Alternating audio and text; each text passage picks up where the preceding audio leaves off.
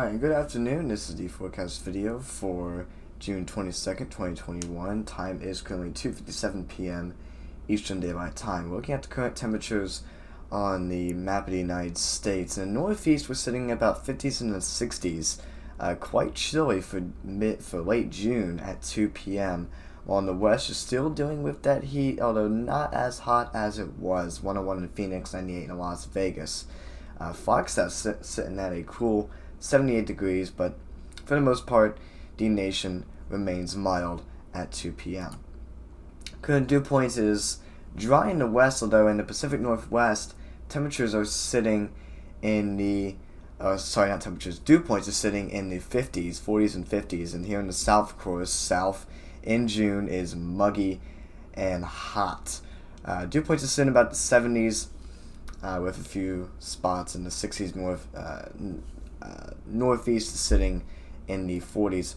Currently look at the radar here in Florida. This is where it's most active in the United States as of this current moment. There's also a tornado warning for eastern Putnam and southern St. Johns County for the next little bit. Probably by the time you're watching this, that tornado warning will be over. But there is also the possibility that there could be a couple more warnings, whether they are severe or tornado, later on this afternoon into this evening and into tonight. It's not just Florida, but it's also parts of Iowa. We'll be seeing that as well. Currently look at the national radar. That strong band of showers is moving off. This is a part of the same system that brought the severe weather to Tennessee, Kentucky, Missouri, Arkansas, and pretty much all through New England. This is cold front. Although temperatures may get a little bit cooler later on after this front passes. But mainly will be sea breezes. But again, we'll look at that in modeling. Current weather alerts right now. Red flag warnings for parts of the western states. Over on the east, it's mostly quiet, mostly special marine warnings, and also, of course, that tornado warning, although it's not showing up on this map yet. A flash flood watch is in effect for southern Louisiana and also parts of the Mississippi Gulf Coast.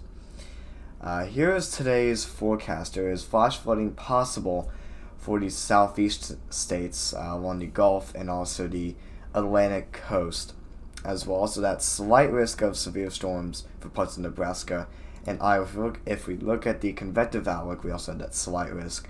There's also a marginal risk in Oregon, Idaho, and also parts of California and Nevada. Also, a marginal risk for eastern New Mexico.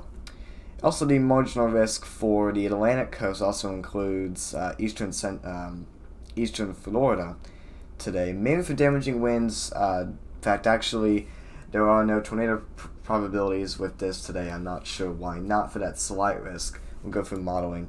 Look at that. Here is tomorrow.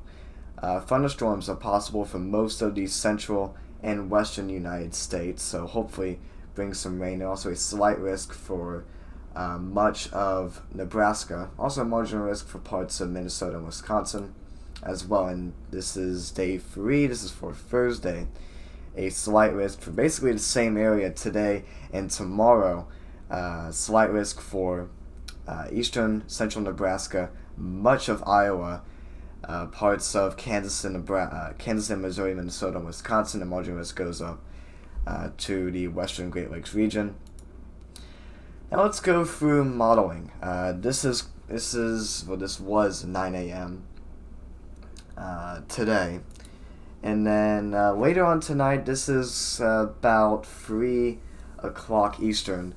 Storms mix in with the sea breeze and also that front passing through as well. And this is 6 o'clock. 6 o'clock, yeah. This is 6 p.m. Eastern Daylight Time. That front passes through the sea breezes. Sea breeze moves off to the east, mostly a marginally severe situation. Some of these storms may end up being severe. And then as we go around sundown, the storms will move east-southeast. And for most likely east central Florida, we'll see some storms, a couple may be severe. And then as we go out towards 10 o'clock, the storms will move away. And for southeast Florida in the Miami region, Miami area, there could be some storms as well. So this is the surface-based CAPE, and this morning CAPE values were low. Here's also the sounding. This may look confusing to most people, but I'll just quickly run over it. This is a mostly marginally severe situation, or possible hazard. The SQT, the temperature profile does look pretty ripe for severe storms. It does allow that CAPE to go all the way up to about 15 kilometers, where the warm temperatures come back aloft. The warm temperatures come back at about 15 kilometers up. But it's a mostly open atmosphere for storms to shoot up pretty tall as well. Photograph, although doesn't look amazing, which is what you see in the top right as well. But we do have that atmosphere for storms, potentially severe as well. Here's the surface-based CAPE. By the way, that sounding earlier was in Orlando. I forgot to mention that, but that was the sounding in Orlando. Here's the surface-based CAPE. This was valid at noon. Of course, CAPE will rise. That's the convective available potential energy, just the overall instability numbers. And of course, another sounding from Orlando. Still, that same look throughout the day. Warm, moist air and a very uninhibited atmosphere, allowing for those storms to go up. Although storm structures may not be that good. This is also the composite reflectivity projection for that slight risk in Iowa. Few storms will pop up. Isolated supercells could develop, and the energy is much more ripe in that area than it is here in Florida. But isolated supercells bringing damaging winds, maybe some large hail as well. Tornado risk is low, but I wouldn't be surprised to see maybe some possible tornadoes in that area today. And those storms will die off later on. This is the sounding for one of those cells in Iowa. You can ignore the contamination. The thing we want to look at is the hodograph, and that does show a relatively classic supercell type look to it.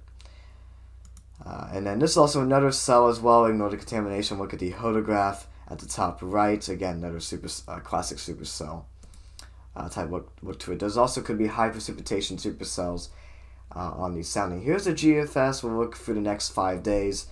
Wet for most of the east, and of course we don't really see those storms popping up there in Iowa.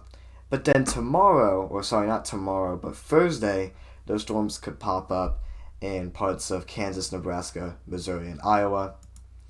And then that will move east for portions into Friday morning. And then that front will carry off to the southeast. And then this is 5 days out. This is on Sunday. Still wet for most of the Midwest and also parts of the south central states as well. Here's the rain for the next 24 hours. The heaviest amounts are over Florida and also the Atlantic coast as well, and also parts of Iowa and Illinois as well. Next 5 days, the heaviest amounts with that rainy mess over parts of Missouri, Iowa, Illinois, Indiana, Michigan, and Wisconsin. Also, as the sea breeze pattern begins, we'll see heavier totals in Florida as well. Next couple of days here, there's a warm front for the south central states and a slow-moving system that will bring rain and storms to the Midwest. But that is all for today. I just want to go through this quite quickly. Also in the next video, we will take a look at a possible tropical system that could be in the Gulf that the GFS has kind of been hinting at. No guarantees yet, but we will just watch that scenario as well. So thank you all for watching. We'll see you all in the next video. Have a great day, have a great week, and stay weather aware for these severe weather situations. So thanks for watching. See you on the next video. Bye-bye.